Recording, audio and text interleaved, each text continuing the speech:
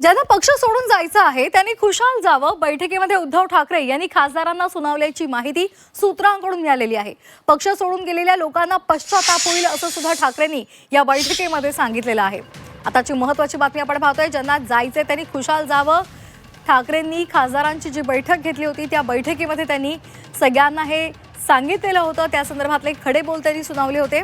पक्ष सोडून गेलेल्यांना पश्चाताप होईल असं सुद्धा ठाकरेंनी या बैठकीमध्ये म्हटलेलं होतं। यावर एक नजर टाकूया ग्राफिक्सच्या माध्यमातून।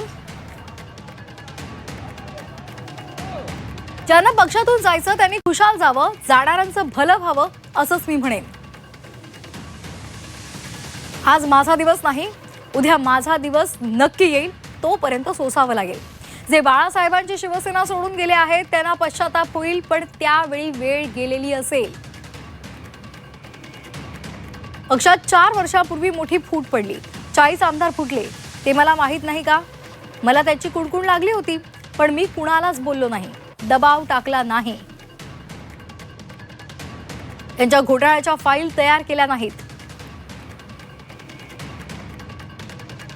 ज्यांना जायचं आहे त्यांना जोर जबरदस्तीने हात धरून थांबवण्यात काय अर्थ?